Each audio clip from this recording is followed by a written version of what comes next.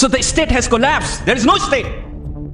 Everybody is left alone to defend themselves. Women get raped, people get killed, their houses burned. And they said, you solve the problem, you talk to each other. If my life is threatened, whose responsibility is to protect my life? Is it anti-national to ask this question? Is it a rightful question that a thinking citizen must be asking this? The Indian state, the one of the most powerful states in the world, has it been able to stop the violence? Yes or no? Louder. Is it a fact or fiction? This is a fact that the Indian state has failed to stop the violence. These two facts must be kept in front of us. And then ask the remaining questions. Why, what, wherefore of these two facts? Why this violence has continued for so long? What is this nature of this violence? When it started? Why it has not been able to be sort of stopped? These are the questions that you must ask. Then I must also share you the second set of empirical facts. There are a lot of what Bhagat has called it competing narratives. There is a lot of confusions and silences, unexpected ones. From the day one, if you flick through it, some people say, for example, you ask a very pure question. Who is in charge of Manipur's law and order problem? Who is in charge? Is it CM Biren who is in charge of the state of Manipur? Is it the government of Manipur? Or is it the government of India?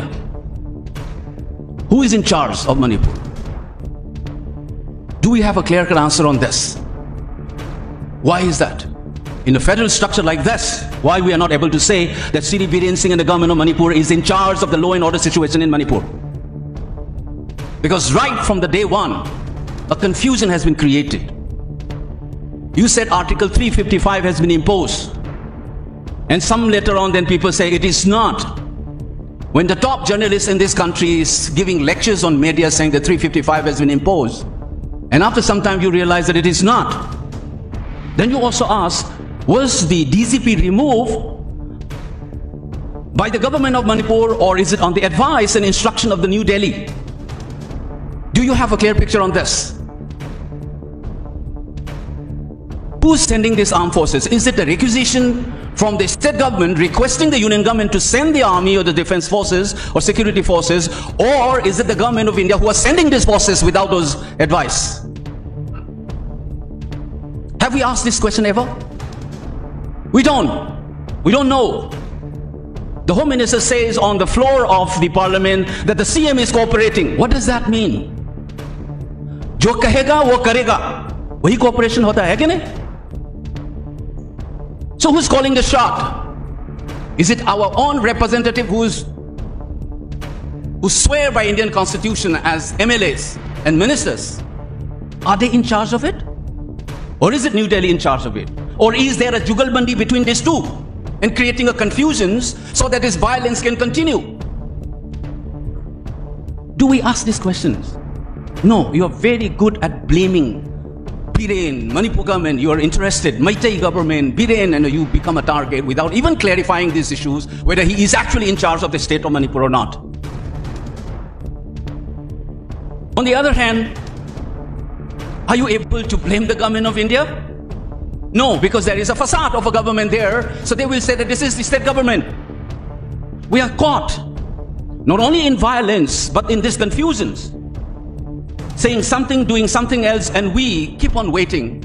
And then you say, solve the problem yourself. Is it my duty to solve this violence as a citizen? If my life is threatened, whose responsibility is to protect my life? You tell me. You're all university students and faculty members. Under Article 12, if you remember that Indian Constitution's chapters on fundamental rights, it was defined vis-a-vis the state. That is why it starts with Article 12, which defines what is state. It is the legislative assemblies and the parliament and the state government as well as the union government and executive. These are what is defined as the state. You're supposed to protect your life, your property, your dignity, your well-being. That is state's responsibility. That is why the state exists. In your theory, you must have learned on social contract theory. state of nature, everybody fighting against each other, and then through contract you have the state. That's the state's responsibility. When a criminal has attacked you, it is the law enforcing agencies who are supposed to help you out and get justice. What has been happening in Manipur for the last 4 months?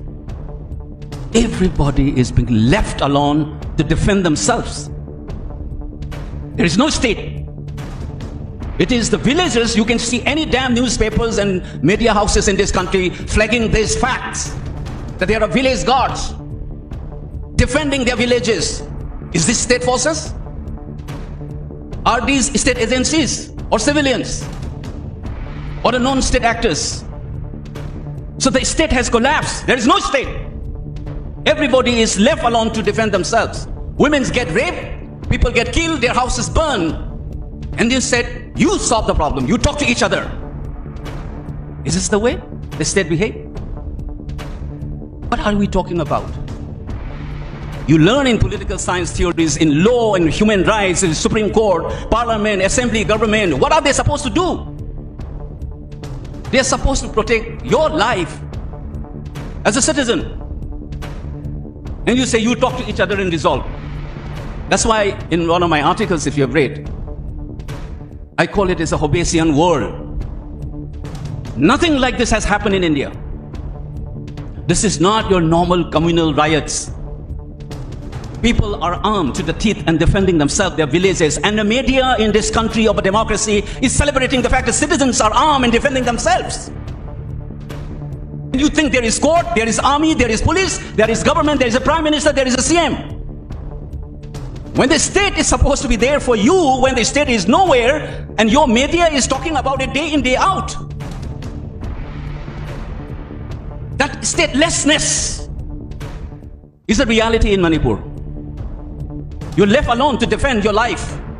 Rehabilitation, even citizens are pulling in money to help them. How many of you know this, especially from Manipur? Some of you must have contributed your monies and so on to help those citizens. Whose responsibility is this? Do we need a state or a non-state sort of a state of nature? Do you want this Hobbesian world to exist? This moral questions that there is an abject failure of the state is something that some people have somehow managed to divert and create conflict and confusions by blaming one community or the other community. We are caught in this blame game of the community, each other. What you see in Manipur is nothing but statelessness. It's a Hobbesian world. This is not the state institutions which is securing your life, which is supposed to be done under the constitution of the country. It is the citizens themselves trying to secure their life by arming themselves. How did this great country allows that? Have you ever asked or heard this question being raised in any of this national media? Have you? No. Rather, they have become part of the conflict. Spreading falsehood, taking sides. That's how all this great national media is doing. For the record, I must keep it straight here. For the local newspaper getting bias, in some sense, understandable, not justifiable. I repeat, it is understandable but not justifiable. Why I do say that this is understandable? Because they are in that conflict situation. They are part of a conflict dynamics in that state. So if the local media somehow gets biased, for instance, which I am doing it with a team of my researchers, you will see some other things as well. But what will you explain the national media who's sitting in Delhi, in Chennai, what stake do they have to be part of the conflict? To be biased? I can understand Kukis or the Maitais or the newspaper in Manipur getting twisted and influenced by what has been going on there and not able to stick to, strictly speaking, certain objective style of reporting and so on. One might be able to understand that. But again, not justifiable. But please tell me, how will you explain national media and national body like Editor Guild of India producing twisted reports, factually incorrect, which everybody is here. Everybody can check. Communal violence is a cancerous element in this country right from the day one. It was born out of communal violence called partition. The legacy still continues. But have you ever seen Muslim being shifted out from one area and ghettoized in one area, Hindu from one area to ghettoized on another, or the Sikhs from certain areas and put it somewhere, or ex-caste from certain locality to some other locality? Have you ever seen the transfer of population from one place to another by the state? Have you ever seen this? Why this silence? Have you ever seen in this country? Then why is that you're doing that in Manipur? What is your game plan? Is that state different? Do you think that the citizens of this country can be ghettoized based on their language, based on their religion, their ethnicity or tribal identities? There could be ghettoized enclave of this population? This is the other side of the same question. Why is that the Indian state is not able to stop this violence? Besides the silences, we have not asked questions. It's not a joke. People are losing lives, their homes, thousands of them. You have never seen such kind of thing in this country. And the rest of the country taking sides rather than fundamentally worried about these issues. The basic questions has not been asked. Ask this question. Who is in charge of this law and order government? Is it a tactical move to avoid the blame game? That if you remove one government, then the whole blame will come on another government? Is it a jugalbandi between these two? Who is in charge of this law and order situation? Is it the requisition coming from the state government to send in troops to control it? Is the transfer and the removal of the DZ and so on has been affected by the CM or something else? What is this federal structure in this country? What is state supposed to do? These are fundamental questions that we must ask. You think that this transfer of population has happened in this country? You said, no, you haven't seen it. I haven't seen it. The only thing that I'm aware is the creation of Pakistan and India, where this thing had happened. So are you trying to create a communally grounded project of territorial ghettos resided by certain specific communities, and this country is going to celebrate that? In the name of tribal rights, in the name of self-determination, are you going to do this violence? You expect us to do this? Next time, if there is any damn violence in this country, ask them to shift the population from one area to the another. Give all the Sikhs in one group because there is a violence between Hindus and Sikhs. Shift the entire Muslim onto one ghettoized locality and keep them up. What is this Indian state has been doing it? Why we should not be asking these questions? Is it anti-national to ask this question? Please tell me, you are citizens, your voice is important.